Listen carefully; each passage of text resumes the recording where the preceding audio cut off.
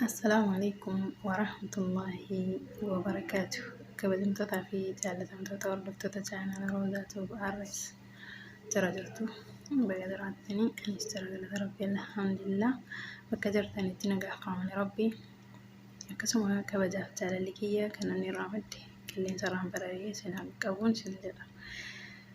Itti aansuudhaan mata dureen anaaf qabadhee isiniif dhufe kun akkuma ilaaltanutti dukkana booda ifatu jira.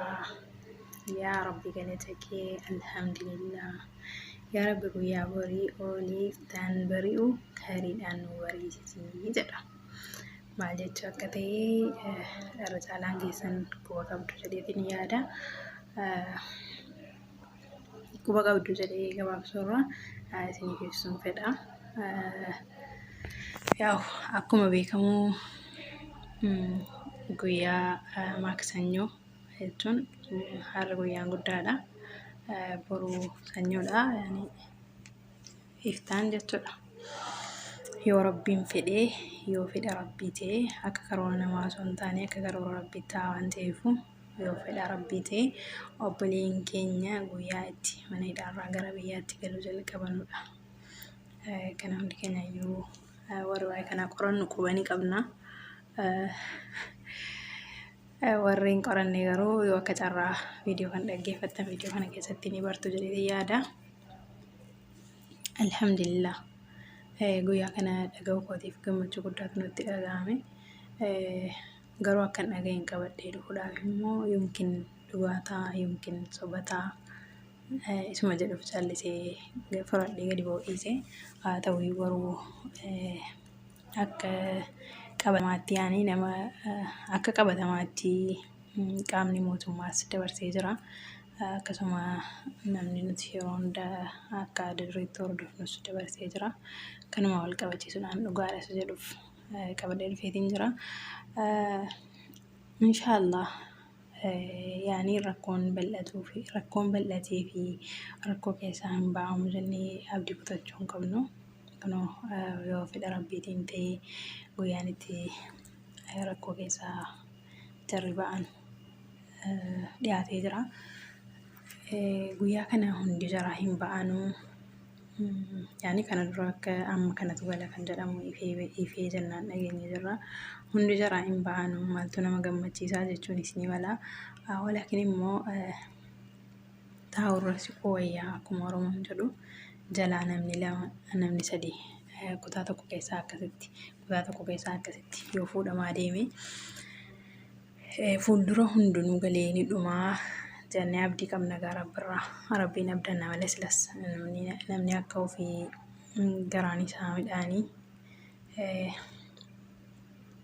akkasuma afaan isaa bishaanii hin abdatamu jechuudha. Abdatamaan Rabba Liizaa qofa.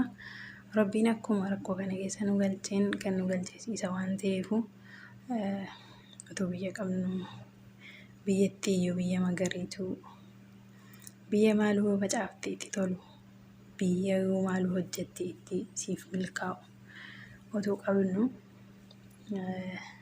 yaa'u biyya keenyatti hojii tuffachuudhaan biyya keenyatti hojjechuu diduudhaan biyya ormaatti yaane alhamdulillah kana kan godhe Rabbiidha.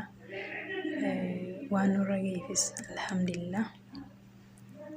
Waan nuuf dhufaa jiruufis alhamdulillah.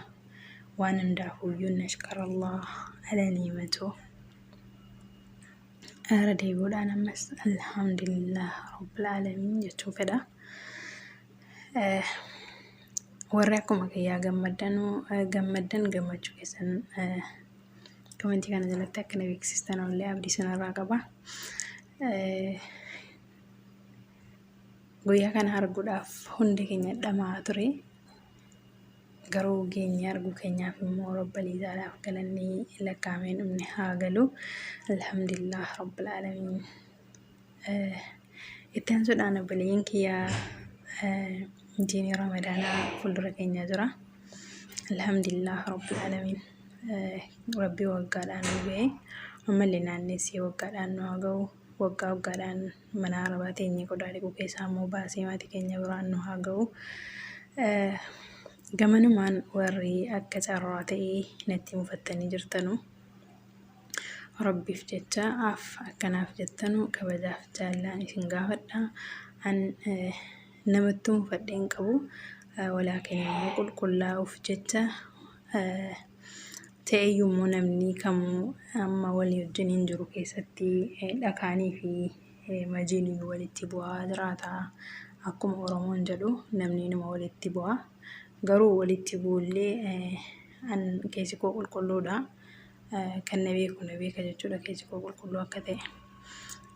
Yeroo saniif yoon dubbadhe illee daqiiqaa muraasa booda keessa koo keessa waa tokko illee hin jiru. Yeroo saniif yoon aare illee daqiiqaa muraasa booda keessa koo waan jiru.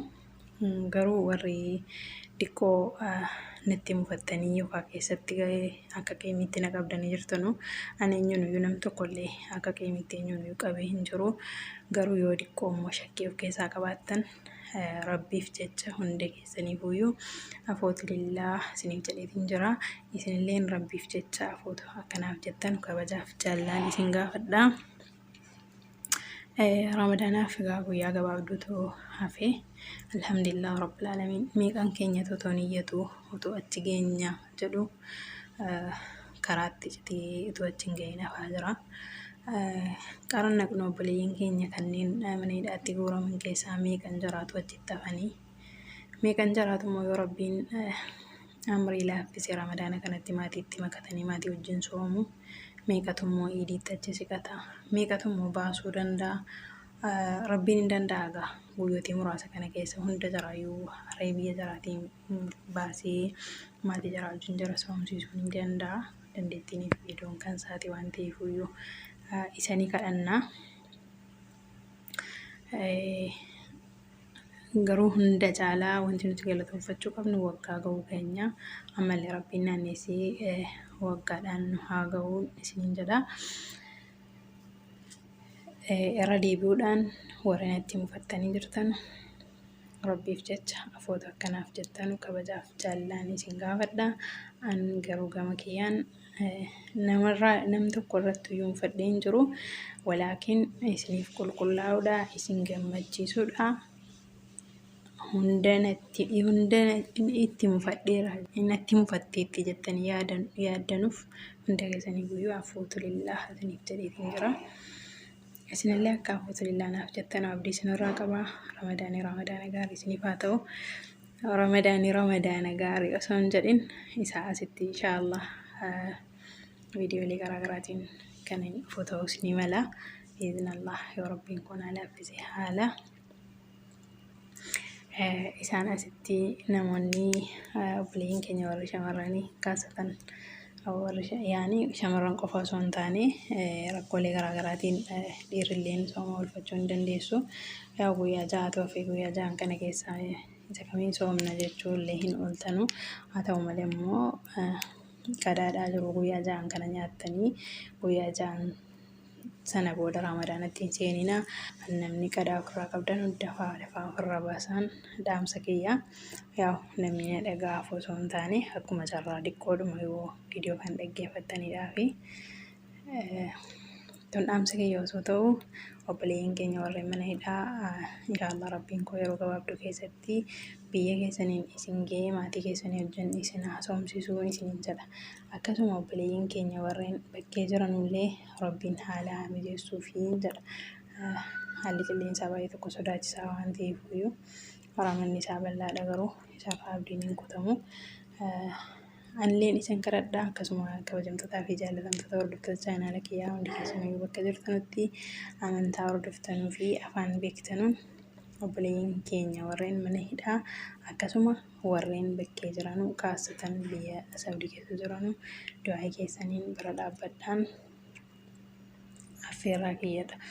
Inshaallah immoo galanii kan gammannee gammachuu sana immoo waliif qoonnummoo rabbiin nuuf haa godhu. Rahmanni rabbii bal'aa waan ta'eefuyyuu hin abdanna. Alhamdulillah rabbil alamin kenna rabbiiti waan ta'eef wanti hundinuyyuu alhamdulillah dhuma caala. Inshaallah amma obboleeyyiin keenya achi keessa jiraachuun kan akkas nu dubbise otoo akka carraa fi achi keessa jiraannee الحمد لله. يمكن نمن وياه فتسكبات شودان دينيا يمكن كم نستوى ملا لكن أتتي نما كاردي وريدي كده مالي بيتين ويربود أبني تتركني تو سجلي ما تكيني أنا جاين تو سجلين كيني بكيتين أجامين carraan kun nu mudachuus ni mala. Rabbiin carraa akkasiillee nurraa haa qabu. Dukkana booda ifatu jira akkuma mata duree irratti jedhetti inshaallah obboleeyyiin keenya galanii nuufillee karaan banamee ofii keenyaan tikkeettii kutannee galuu rabbilee isaan nu haa uffaqu.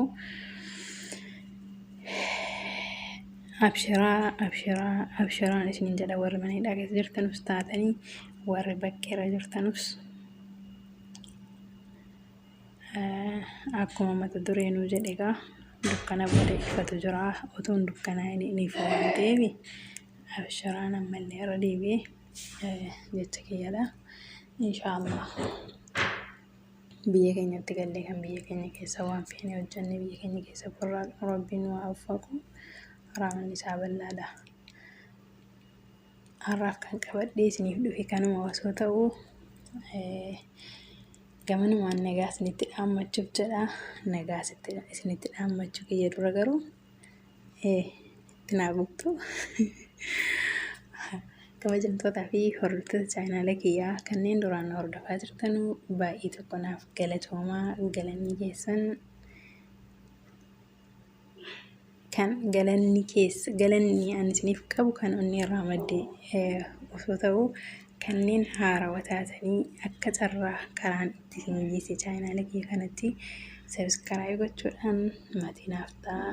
Akkasuma laayikii koomentiidhaan na jajjabeessaan affeerraa kiyyadha yookaan waamicha kiyyadha. Lammiif qoricha jedhamti namatu waliif qoricha waan ta'eef walaa gargaaruu irra deebi'ee ammas akkasiniin jedha. Har'aaf kan qabadhee isiniif dhufe asumattiin goolabaa. Assalaamu alaikum warahmatullahi wabarakatuh. Guyyooti jaanafan guyyaa khayrii rabbiin nuuf haa godhu. Akkasuma halkan har'aa fi halkan borii rabbiin khayriidhaan nu bareessee waan gaarii nu dhageessee obboleeyyiin keenya nagaadhaan maatii jiraatti makamuu nu haa dhageessisu. Ara deebi'uudhaan nagaa keessanaaf tura. Assalaamu alaikum warahmatullahi wabarakatuh.